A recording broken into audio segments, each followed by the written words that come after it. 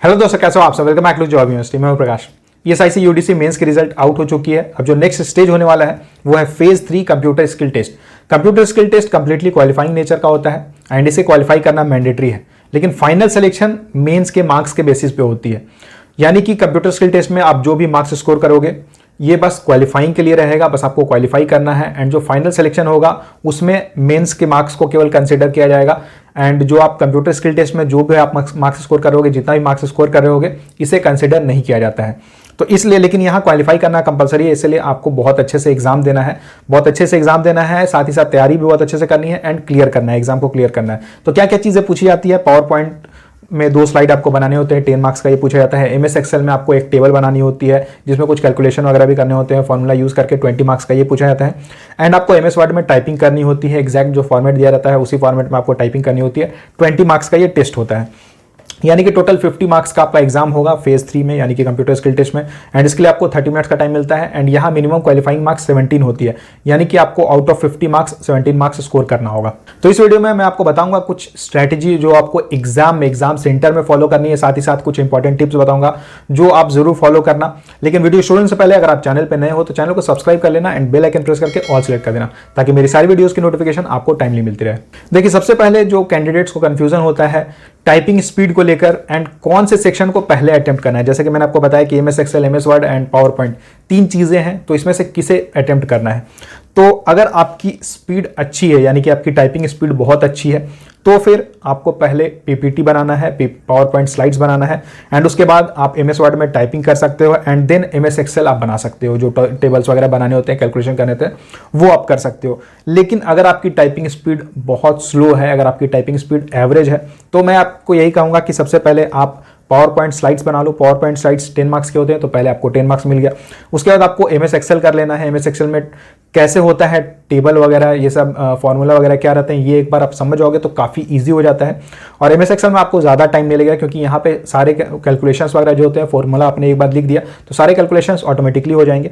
तो इसमें ये 20 मार्क्स का होता है एमएस एक्सेल, तो ये आप सेकंड में कर लो। एंड फिर थर्ड में आपको एमएस वर्ड में टाइपिंग करनी है। अगर आपकी टाइपिंग स्पीड स्लो है तो मैं आपको बता रहा हूँ, या एवरेज है तो मैं आपको बता रहा हूँ। अदरवाइज अगर आपको लगता है, अगर आप कॉन्फिडेंट हो कि हाँ मैं टाइपिंग पहले कर लूंगा, टाइपिंग मेरी स्पीड अच्छी है, तो आप वो कर सकते हो, यानी कि आप अपनी स्ट्रैटेजी बना सकते हो, उसे फॉलो कर सकते हो। लेकिन एक बात मैं आपको बता दे रहा हूँ, कई कैंडिडेट्स को मैंने ऐसा भी देखा है कि उनकी टाइपिंग स्पीड बहुत स्लो रहती है, लेकिन उन्हें ये लगता है कि एमएस वर्ड में टाइपिंग करना काफ़ी ईजी होता है और वो फिर टाइपिंग स्टार्ट कर देते हैं। एंड इसमें क्या होता है कि स्टार्टिंग का जो 10 मिनट्स 20 मिनट्स रहता है वो चला जाता है, जो बहुत क्रूशियल टाइम होता है, क्योंकि यही टाइम होता है जिसमें आप ज़्यादा मार्क्स फेच कर सकते हो। इसलिए मैं आपको यही कह रहा हूं कि बेटर यही रहेगा कि सबसे पहले आप पावर पॉइंट स्लाइड्स बना लो, वहां से आपके 10 मार्क्स फिक्स हो जाएंगे कि 10 मार्क्स आपका आ रहा है। एंड उसके बाद आप या तो एमएस एक्सेल करो, या आपको वर्ड एमएस वर्ड अच्छा लग रहा है तो वो आप कर सकते हो, यानी कि जो भी आपको अच्छा लगे वो आप फॉलो कर सकते हो। इसके अलावा एक इंपॉर्टेंट बात है जो मैं आपको बताना चाहता हूं। देखिए, कई बार ऐसा होता है कि आप अगर हिंदी बेल्ट से हो, हिंदी रीजन से हो, यानी कि आप यूपी, बिहार या फिर झारखंड स्टेट से हो और आपने फॉर्म अप्लाई किया हुआ है किसी ऐसे स्टेट से जहां की लैंग्वेज अलग है, जैसे कि अगर आपने उड़ीसा से फॉर्म फिल कर दिया है या फिर आपने बंगाल से, वेस्ट बंगाल से फॉर्म फिल किया हुआ है, तो वहां की लैंग्वेज अलग रहती है। तो आपको डॉक्यूमेंट वेरिफिकेशन के लिए एंड कंप्यूटर स्किल टेस्ट के लिए वहां पे ही जाना होगा, वहां जाके एग्जाम देना होगा। तो ऐसे में क्या होगा कि जब आप एग्जाम देने जाओगे तो हो सकता है कि एग्जाम सेंटर में इन्विजिलेटर को यही लगे, जैसे अगर वेस्ट बंगाल में आप गए तो इन्विजिलेटर को हो सकता है ये लगेगा कि यहाँ पे जितने कैंडिडेट्स है सारे बंगाली है, तो वो जो अपने इंस्ट्रक्शंस देंगे, जो आपको सारी चीजें बताएंगे, वो हो सकता है बंगाली लैंग्वेज देंगे। तो इंपॉर्टेंट है कि जो भी इंस्ट्रक्शंस वो बताते हैं आपको वो समझ में आनी चाहिए एंड आपको वो सारे इंस्ट्रक्शंस फॉलो करने हैं। अगर आपको बंगाली नहीं समझ में आ रही है तो आप डायरेक्टली वहां पे बोल सकते हो कि सर मुझे बंगाली नहीं आती है, बांग्ला नहीं आता है, तो आप मुझे हिंदी या फिर इंग्लिश किसी लैंग्वेज में आप समझा दो। उसमें भी अगर आपको इंग्लिश में प्रॉब्लम है तो आप क्लियरली बोलो कि आप सर मुझे आपके इंस्ट्रक्शन समझ में नहीं आए, तो आप प्लीज उसे रिपीट करो एंड हिंदी में मुझे समझाओ। ये उनका काम है, तो वो आपको समझाएंगे अच्छे से। और दूसरी बात ये है कि एक चीज ये होता है कि आपकी जब एग्जाम होगी, यानी कि कंप्यूटर स्किल टेस्ट होने से पहले आपको सिस्टम अलॉट कर दिया जाता है एंड उस सिस्टम में आप बैठे रहते हो, तो 10 to 15 मिनट्स 20 मिनट्स का उस समय आपके पास समय रहता है, उतना टाइम आपको मिलता है। तो उस समय आपको क्या करना है, एटलीस्ट आपको 2 चीजें चेक कर लेनी है कि आपका जो सिस्टम है, कंप्यूटर है, उसमें माउस अच्छे से वर्क कर रहा हो एंड साथ ही साथ कीबोर्ड अच्छे से वर्क कर रहा हो। अगर आपके पास ज्यादा टाइम है तो आप ये भी चेक कर सकते हो कि सारे अल्फाबेट्स प्रॉपर्ली वर्क कर रहे हो एंड जो नंबर्स हैं वो प्रॉपर्ली वर्क कर रहे हो।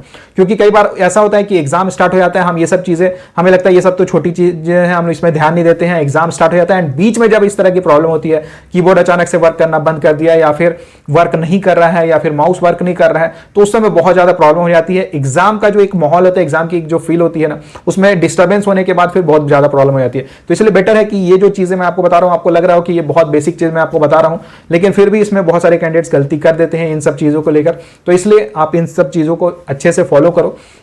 और जो स्ट्रैटेजी मैंने बताई है एग्जाम में जो आपको फॉलो करना है MS PowerPoint, Excel and MS Word को लेकर, इसमें जो मैंने आपको स्ट्रैटेजी बताई है वो आप फॉलो कर सकते हो। बस एक चीज आपको ध्यान देना है कि ये जो 30 मिनट्स आपको मिलेंगे एग्जाम के लिए, ये आपको फुल्ली यूटिलाइज करना है। ऐसा नहीं करना है कि आपने अगर पूरा सेक्शन अपना कंप्लीट कर लिया तो फिर आप बैठे रहोगे, आप सोचोगे कि मेरा तो सिलेक्शन हो गया है। ऐसा आपको बिल्कुल भी नहीं करना। आपको जितना भी टाइम मिला हुआ है 30 मिनट्स है, तो 30 मिनट्स आपको प्रॉपरली यूटिलाइज करना है। अगर आपने अच्छे से सारी चीजें कर ली है तो आप एक बार क्रॉस वेरीफाई, क्रॉस चेक जरूर कर लेना। एंड अगर आपका सिलेक्शन हो चुका है, ESIC UDC मेंस आपने क्वालिफाई कर लिया है, तो आप कमेंट करके बताना कि आपने टोटल कितने मार्क्स स्कोर किए, कितने किए हुए हैं, और साथ ही साथ आपने किस स्टेट से अप्लाई किया हो और आप किस कैटेगरी से हो। वीडियो को लाइक जरूर करना, ज्यादा से ज्यादा शेयर करना। अगर आप चैनल पर नए हो तो चैनल को सब्सक्राइब जरूर कर लेना। Thank you.